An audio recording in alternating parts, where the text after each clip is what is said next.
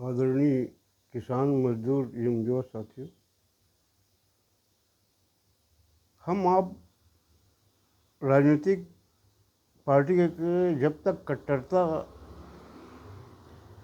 बताते रहेंगे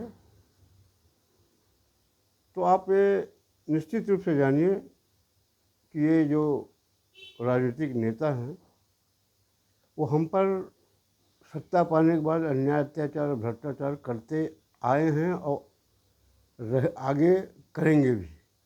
इसलिए हमको समय समय पर एकजुटता दिखा करके इनका विरोध करना जरूरी है। आप अपने पार्टी में, जिस पार्टी में भी हैं, वहाँ अपने विधायक को, सांसद को, पार्टी नेताओं पर ये दबाव बनाइए कि अनावश्यक रूप से आम जनता के साथ अन्याय, अत्याचार न हो सके, और नहीं तो ये प्रलोभन दे करके कैसे सताते हैं। इस बार आप 2.5 साल से महसूस कर रहे हैं। हालांकि हमको, प्रदेश की जनता को मालूम हो चुका है, यहाँ मंत्रिमंडल में 36 का आंकड़ा चल रहा है। उसका दुष्परिणाम प्रदेश की जनता को भोगना पड़ रहा है। अब मैं तो बार बार जब भी बोलूँगा, ये जो धान खरीदी में वर्तमान भाजपा सरकार ने अपने आप को किसान विरोधी घोषित कर दिया है, इसके लिए उसको मैं बहुत बहुत बधाई देता हूँ। ऐसे ही आचरण आप अपनाते रहिए और ये बोलिए कि हम अंतर की राशि दे रहे हैं। कोई एहसान नहीं हो रहा है। किसान की आत्मा को कितना ठेस पहुंचा है, कितना इस साल उसको तकलीफ़ मिला है, उसको वही जानता है। इसलिए मैं आप लोगों से निवेदन करता हूं कि आप जिस पार्टी में रहें, जिसमें भी हैं, या अगर नहीं रहना चाहते तो दोनों पार्टी के जो लोग हैं एक होकर के विरोध करने के लिए सड़क पे आइए। आज आप देख रहे हो सत्ता में बैठे लोग किस ढंग से लूट रहे हैं छत्तीसगढ़ को अपने सहयोगियों के द्वारा। इसलिए एकजुटता लाना बहुत ज़रूरी है। वैसे आज मैं अपने छत्तीसगढ़ के विधानसभा के विपक्ष के नेता आदरणीय चरणदास मान जी को न चाहते हुए भी बधाई दे रहा हूँ कि उन्होंने किसानों का मुद्दा उठाया कि किसानों को धान बिक्री में क्या क्या तकलीफ़ें आई। इसके लिए मैं बधाई देता हूँ। ना चाहते का मतलब ये नहीं है कि मैं उनको नहीं चाहता, इसलिए ना चाहते हुए बधाई दे रहा हूँ कि अगर ये दिसंबर में अगर प्रथम सप्ताह से विरोध किए होते कांग्रेस पार्टी के लोग, तो शायद भाजपा के लोग इतना अन्याय, अत्याचार, भ्रष्टाचार नहीं कर पाते। आज इनके धान संग्रहण केंद्रों की हालत देखिए ना, पूरे प्रदेश में सब चौपट है।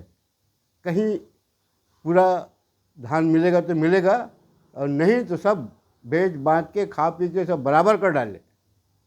मगर इनकी निगाह किसानों पर है। खैर, रहना चाहिए जितने दिन हैं सत्ता में। अच्छा, विधानसभा में एक बार और एक बड़ा आश्चर्यजनक घटना देखा है, गांव-गांव में चर्चा होने लगा है कि एक विधायक जो शराब कांड का मुख्य आरोपी है, आरोपी तो कई हैं मगर राजनीतिक रूप से मुख्य आरोपी एक विधायक जी हैं, कवासी लखमा। तो आप लोगों ने देखा है कि विधानसभा के अंदर समाचार पत्रों में, टीवी में ये भाजपा नेताओं से गला मिलकर के धन्यवाद देते थे। इसका अर्थ छत्तीसगढ़ की जनता नहीं समझ पाए ये किस बात की धन्यवाद दे रहे थे।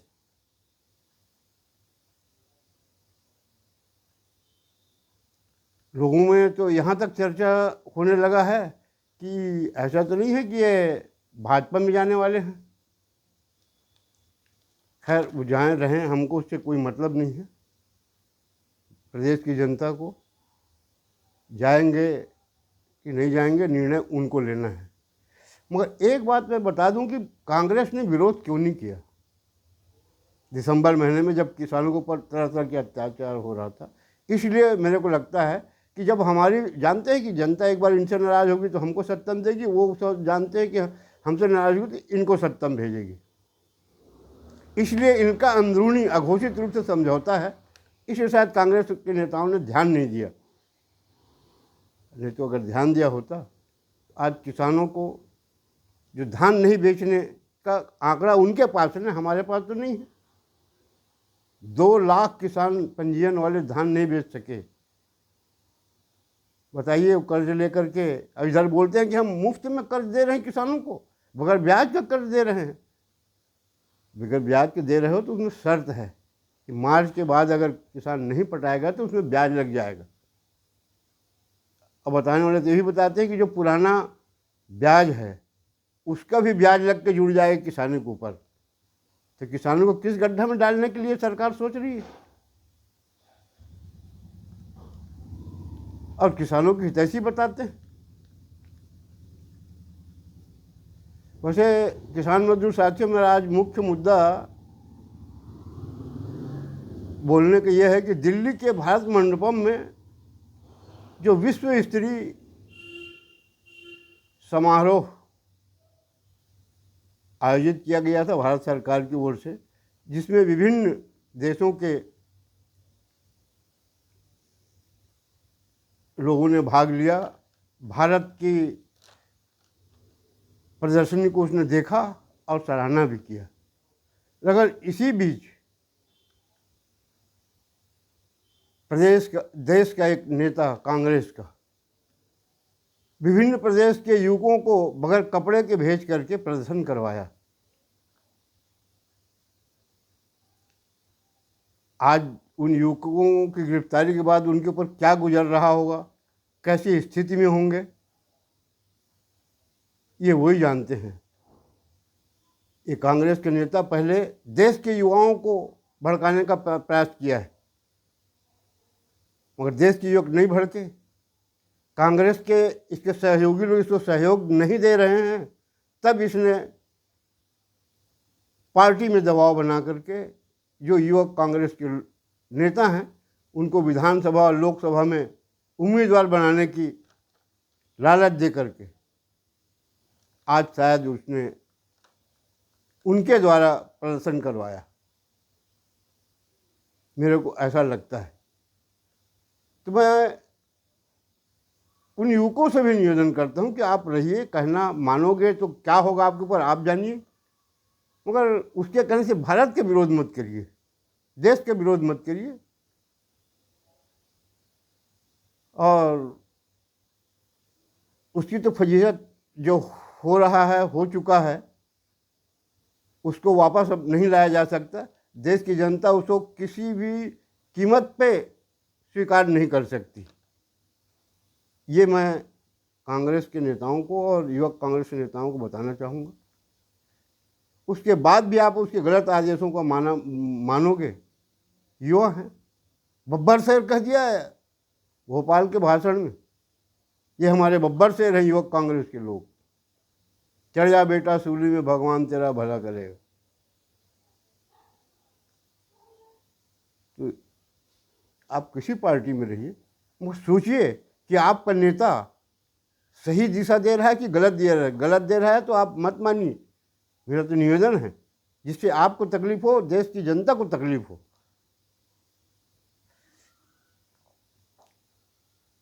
और अगर आप ऐसे लोगों को कहना मानोगे तो तकलीफ में ही रहोगे। विधानसभा लोकसभा को टिकट मिल सकता है, मगर जनता आपको वोट नहीं करेगी। जनता जान चुकी है कि हमको कैसे लोगों के हाथ में सत्ता देना है। कांग्रेस के नेता बोलता है कि देश के प्रधानमंत्री आदरणीय मोदी जी मुझसे आंख मिला के बात नहीं कर सकते। जब प्रधानमंत्री जी संसद में जाते हैं, ये किसी न किसी बहाना से बहिष्कार करवा करके अपने सदस्यों को लेकर बाहर हो जाता है। पिछले संसद सत्र में देश की जनता ने देखा है कि प्रधानमंत्री जब 1 घंटा भाषण दे रहे थे तो पूरा विपक्ष 1 घंटा तक नारेबाजी करते रहा, प्रधानमंत्री को भाषण नहीं देने दे रहा था।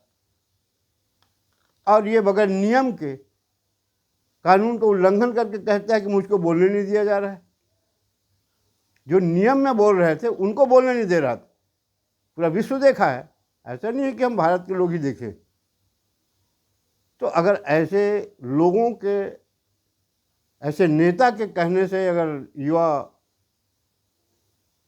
कांग्रेस के साथी भ्रमित होते हैं तो उनका भविष्य क्या होगा आप सोच लीजिए। जो इतना झूठ बोले कि मुझको बोलने नहीं दिया जा रहा है, बोलता है कि मेरे आँख में आँख मिला करके प्रधानमंत्री बात नहीं कर सकते। ये बात सही है, हम मानते हैं इस चीज़ को, क्योंकि हमारे प्रधानमंत्री जो है ना, सनातन धर्म को मानने वाले हैं। और सनातन धर्म में कहा गया है कि जिस व्यक्ति का माँ दूसरे जाति की और बाप दूसरे जाति का हो, उसका चेहरा देखना पाप है। तो शायद प्रधानमंत्री जी डरते हैं कि मुझको पाप न लग जाए, इसलिए उसके निगाह में आँख मिला के बात नहीं करना चाहते, क्योंकि पाप से डरता है ना, धार्मिक आदमी पाप से डरता है, इसलिए वो नहीं देखते। उसके अपने दिल से भ्रम निकाल दे कि मेरे तरफ वो आँख मिला के बात नहीं कर सकते, सनातनी है ना, इसलिए। मैं आप अपने देश के, प्रदेश के कांग्रेस नेताओं से एक निवेदन करता हूं कि आप ये बताइए कि अगर किसी विदेशी महिला की नातिन, लड़की की उम्र 21 वर्ष हो और 21 वर्ष की उम्र में वो 3126 करोड़ रुपए क्या करके कमा ली। 3126 करोड़ की संपत्ति उसके पास है और उसके दामाद के पास मात्र 1700 करोड़ रुपया है। माने उसकी नातिन ज़्यादा कमाऊ पुत है और पता नहीं कहाँ से कैसे कैसे के कमाई है, ये तो जांच में ही पता लगेगा। और पिता कम कमाया। तो मैं कांग्रेस के अपने आदरणीय लोगों से कहूँगा कि इसमें बहुत गंभीरता से विचार करिए, ये पैसा आया कहाँ से, जांच करिए। और दूसरे के ऊपर, भारत के ऊपर मोदी जी का विरोध करिए, भाजपा का विरोध करिए, मगर भारत के जो वैज्ञानिक, भारत के जो व्यापारी, भारत के जो युवा अपना कर्तव्य दिखा रहे हैं, अपना कलाकारी दिखा रहे हैं, उसका अगर आप विरोध करोगे तो देश की जनता बर्दाश्त नहीं करेगी। इतना करके अपने वाणी विराम देता हूँ। धन्यवाद। जय हिंद।